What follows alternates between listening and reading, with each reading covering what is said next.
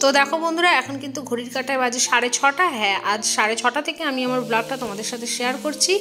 আর সকালবেলা ওয়েদারটা দেখো কতটা ফ্রেশ স্বচ্ছ থাকে। আর আজ বার হচ্ছে বৃহস্পতিবার।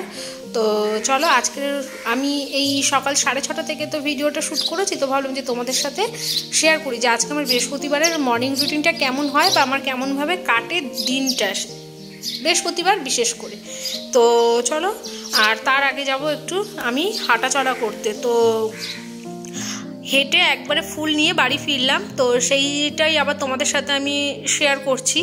আর বৃহস্পতিবার সেহেতু কিন্তু একটু কাজের চাপটাও মানে মাত্রাটা বেশিই থাকে, কাজটাও কিন্তু পরিমাণে অনেকটাই বেশি থাকে।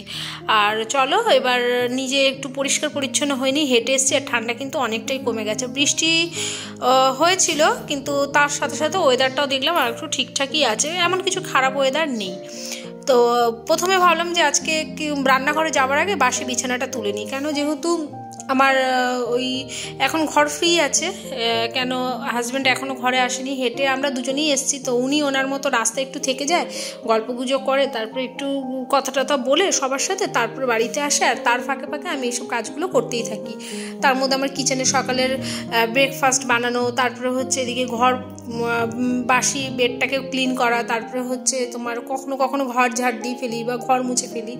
তো সকালে যতটা পারি আমি কাজ এগিয়ে রাখি। আর আমি সবসময় চেষ্টা করি বেলা 11টা থেকে 12টা, তার বেশি না, আমি কিন্তু নিজের কাজগুলোকে সম্পূর্ণ করে ফেলার। তো আজকে এক্সট্রা কাজ কী আছে? আজকে এক্সট্রা কাজের মধ্যে রয়েছে বৃহস্পতিবার যেহেতু ব্যালকনিটা ধোয়াবো, আর সিঁড়ি মুছবো, ঠাকুরের বাসন মাজবো, ঠাকুরের ঘর পরিষ্কার করবো। মানে এইগুলো কিন্তু বৃহস্পতিবার ছাড়া আদার্স দিন আমি করি না। আগে আমি ব্যালকনিটা প্রায় প্রতিদিনই ধোয়াতাম, কিন্তু এখন আর ধোয়াই না। আর বর্ষাকাল পড়ে গেলে কিন্তু এটা প্রতিদিনই ধোয়াতে হয়, কেন আমার ব্যালকনিতে স্লাইডিং লাগানো নেই। তো যার জন্য কি হয়, বর্ষাকালে দেখো ঝড় বৃষ্টি হলে পরে সেই ধুলোগুলো একদম কিন্তু ব্যালকনিতে ডাইরেক্ট ঢুকে যায়। তো তার জন্য বর্ষাকালে একটু খাটনিটা বেশিই থাকে। আর এদিকে চলো, খাটটাকে ভালো করে ঝেড়ে নিলাম। আর এই আমার যে খাট মানে বেড ক্লিন করার যে ঝাঁটাটা আছে, আমি এটা দিয়ে খাটটাকে একটু ঝাঁটে নিলে বেশ ভালো হয়। যখন আমার এই বেড ক্লিন করার এই যে ঝাঁটাটা ছিল না, তখন কিন্তু আমার খুব সমস্যা হতো। মানে আমি কিছু চাদর টাদর দিয়ে কিন্তু আমি বিছানার চাদর টান করতাম। তাতে কী হতো বলো তো, এই যে যতটা দেখছো না বিছানার চাদরটা একদম টান হয়ে রয়েছে, এতটা কিন্তু পারফেক্ট হতো না। তো যাই হোক, কিছু কিছু দেখেছি জানো তো, জিনিস ইউজ করলে সেই সব কাজগুলো কিন্তু অনেকটা মানে ইজি হয়ে যায়। তো এদিকে হয়ে গেল বিছানা গোছানো। আর এবার চলো ড্রেসিং টেবিলের এই জায়গাটাকে একটুখানি ওই ফাঁকা করে দিই, যেগুলো প্রয়োজনীয় জিনিস। এদিকে দেখো হেডফোনটা কাচের সাথে একদম পাল্লার সাথে আটকে ছিল, তো ওটাকেও বার করলাম। প্রথমে বুঝতেই পারিনি, আমি এমনি টান মারছিলাম, তো দেখলাম যে না, ওটা ভেতরে কাচের সাথে আটকে রয়েছে।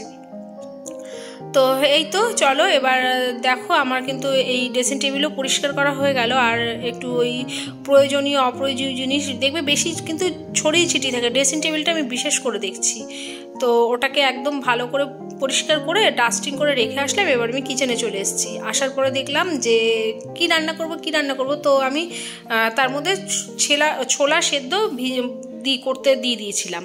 মানে যে কাঁচা ছোলাগুলো হয় না, সেগুলোকে কুকারে একটা সিটি বা দুটো সিটি মেরে নিয়েছি। আর এদিকে একটা কুমড়ো ছিল, এটাকে ওই কাঁচা কুমড়ো না, মানে কচি কুমড়ো বলে। তো যাই হোক, এবার এইটা এখন ভাজবো। আর ওই ছোলা যে রেখেছি ওটা দিয়েই ভাজবো। আর রুটি খেতে বেশ কিন্তু ভালোই লাগে। তো তোমাদেরকে একটু ভালো করে দেখানোর জন্য ফোনটাকে আবার একটু সাইড করে নিলাম। আর এই তো এবার চলো পিস পিস করে নিই এই কুমড়োগুলোকে। আর এরকমভাবে পিস পিস করেছি। আর যেমনি আলু চচ্চড়ি করি না আমরা, বা অনেকে বটি চচ্চড়িও বলে, তো যাই হোক সেরকমভাবে আমি কুমড়োগুলোকে কেটেছি ডুমো ডুমো করে। আর এর মধ্যে কিন্তু কোনো রকম আলু টালু পড়বে না। ওই কালো জিরে ফোড়ন দেবো, অনেকে সর্ষে ফোড়নও দেয়, আমি কালো জিরে শুকনো লঙ্কা ফোড়ন দেবো, দিয়ে কিন্তু কুমড়োটা ভাজা ভাজা করবো। তার আগে ছোলাটাকে একটু কড়াইয়ের মধ্যে টেলে নেব। তো যাই হোক, আর যে কোনো সবজিপাতি কী বলো তো, একটু ভালো করে না ধুলে ভালোও লাগে না। আর আমার মাছ বলো সবজি বলো সবসময় আমি চেষ্টা করি না ভালো করে একটু ধুয়ে নেবার। তো যাই হোক, আর এদিকে চলো এই যে বললাম না যে ছোলা সেদ্ধ করতে দিয়েছি, তো সেটাকেই দেখলাম যে ঠিকঠাক পারফেক্ট সেদ্ধটা হয়েছে কিনা, দেখলাম হ্যাঁ একদম ঠিক। তো এদিকে আমি কড়াই বসিয়ে দিয়েছি। আর এদিকে দেখো ফোড়নে দিয়েছি কালো জিরে শুকনো লঙ্কা। আর ওখানে আমার চাও বসিয়ে দিয়েছি, চাটা হোক, মানে চায়ের জলটা ভালোভাবে ফুটুক। আজকে কর্তামশাই আসছে না, কিন্তু আমার ভালো লাগছে না, হেঁটে এসেছি তো, মানে একটু চা বিস্কুট খেলে ভালো লাগতো। আর কি বলতো, সকালবেলাটা দেখছি হেঁটে ফেটে আসার পর না মানে খুব জল তৃষ্ণা পায়, খিদে পায়, এরকম কিন্তু আমার হচ্ছে। তো তার জন্য আমি চেষ্টা করি একটু কিছু খেয়ে নেবার। উনি যখন আসবেন ওনারটা দিয়ে দিই, আর যদি বাড়িতে থাকে তখন তো দুজনে একসাথে বসেই খেয়ে নিই। তো এই তো আমার কিন্তু ছোলাটাকে দিয়ে একটুখানি নাড়িয়ে চাড়িয়ে, আর এদিকে দেখো কুমড়োটা দিয়ে দিলাম, দিয়ে এবার ভালো করে কুমড়োটাকে মিক্সড করছি। আর এর মধ্যে আমি নুন দিয়ে দিয়েছি, এখন অবধি হলুদ অ্যাড করিনি, কারণ হলুদ দিলে দেখলাম পুড়ে যায় খুব তাড়াতাড়ি। তো কুমড়োটা দিয়ে এমনি জল ছাড়ে। আর এদিকে এবার আমি চা ছেঁকে নিচ্ছি, চা খাবো তো তার জন্য। আর আমি কিন্তু সকালবেলাটা দুধ ছাড়া চিনি ছাড়াই চা খাই। তোমাদেরকে প্রতিটা আমি ব্লগে বলি, কেন জানো তো বলি, আমি আমার মতো কাজগুলো করলাম, খেলাম। হয়তো অনেকেই আছে যারা চিনি ছাড়া চা খেতে পারে না বা দুধ ছাড়া চা খেতে পারে না, আমি যেমনি এরকম ছিলাম একজনের মধ্যে। তো আমি তো পেরেছি। তো দেখো, আমরা ব্লগ দেখি বা ব্লগ বানাই কেন, যাতে একে অপরের দিকে আমরা মনের শক্তি পাই, জোর পাই বা কিছু শিখতে পারি। যেটা আমার হয়েছে আমি সেটা তোমাদেরকে তাই শেয়ার করি। তো এদিকে দেখো আমি কিন্তু ওই যে বিস্কুট খাচ্ছি, এটাকে কি বিস্কুট বলে বলো তো, এই ক্রিম ক্রেকার, একদম চিনি চিনি থাকে না এরকম। আর সকালবেলা আমরা এই দুটো বিস্কুটই খাই এখন, মেরি খাই, থিন অ্যারারুটটা, আর হচ্ছে ওই ক্রিম কেকার। আর এইদিকে দেখো আমি কাজ করতে করতে, বৃহস্পতিবার এমনি কাজের চাপ, তার মধ্যে আবার দেখো আমি না প্রথমে যখন আমার বর এই বাজারগুলো দিয়ে গেল, আমি প্রথমেই আমাকে বলেছিল যে আজকে তোমার খাটনি হবে। তো খাটনিটা কী হবে আমি তখন বুঝে গেছি যে মাছের হয়তো কোনো রকম না কোনো রকম কিছু একটু বেশি পরিমাণেই এনেছে। তো বেশি তো হ্যাঁ সত্যিই বেশি, 4খানা প্লাস্টিক দেখতে পারলে। তো আমার যাই হোক যা বাজার এনেছে জানো তো, আমার না সপ্তাহ তো চলেই যাবে, মোটামুটি 5-7 দিন তো, 5 দিন তো যাবি, 7 দিন গেলেও যেতে পারে, 5 দিন যাবি। তো পরিমাণটাও ছিল 700-800 করে মাছের। আর এই যে দেখো আমুদি মাছ, এখানটায় প্রায় মনে হয় 700-র মতো আমুদি মাছ আছে। আমাকে যা বললো, তো এগুলো বললো যে এত এত মাছ এনেছি, তুমি কাটতে পারবে? তো আমি যে কাটতে না পারলে আমাকে কাটতে হবে। যে চিংড়ি মাছ 600। আর ওদিকে দেখতে পাচ্ছ ওই যে গামলার মধ্যে, ওইটার মধ্যে আছে কি জানো তো, ভেটকি মাছের কাটা। আমি অনেক দিন আগে বলেছিলাম, প্রায় 1-1.5 মাস আগে, যে ভেটকি মাছের যে কাটাগুলো থাকে না, বা চিতল মাছের যেরকম কাটাগুলো থাকে, আমার না ওই কাটা খেতে ভালো লাগে বেশি রসা রসা করলে। তো ওইটা মনে ছিল, আজকে পেয়েছে, সেটাই নিয়ে এসছে। আর এদিকে দেখো আমার কিন্তু আর কাতলা মাছও এনেছে, কাতলা মাছও ওরকম 600-700 নিয়ে এসছে।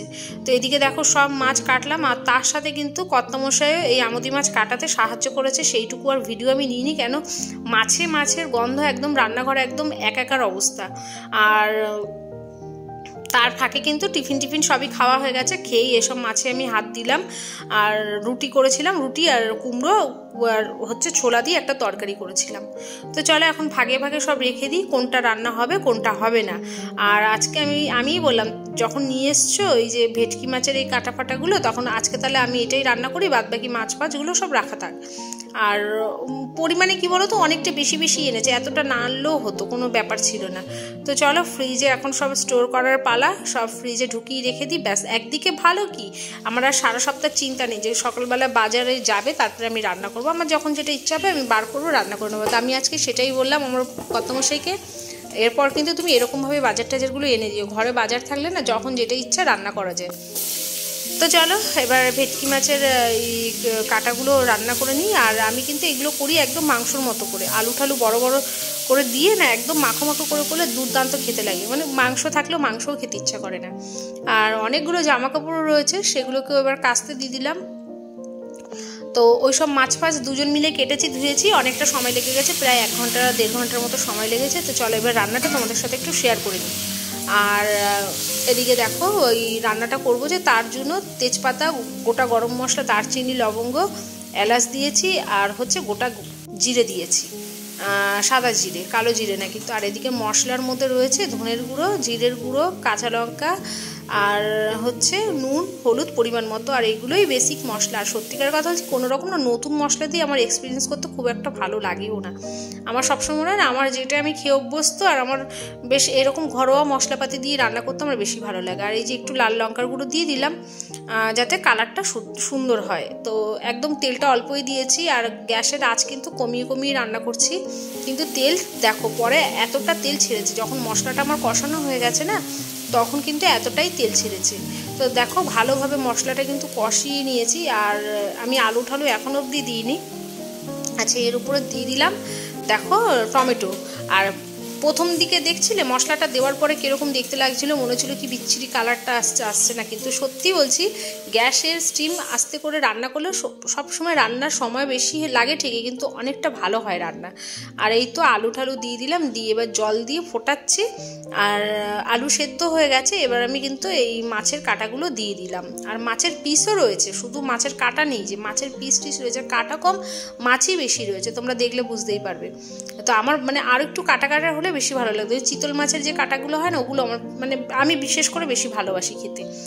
আর এইদিকে দেখো নামানোর আগে আগে টমেটো সস আর গরম মশলা দিয়ে দিলাম। তো যাই হোক, আজকের ভিডিও আমি তোমাদেরকে শেয়ার করলাম আমার থার্সডের বিজি মর্নিং রুটিন। তো চলো টাটা বন্ধুরা, ভালো থেকো, সুস্থ থেকো।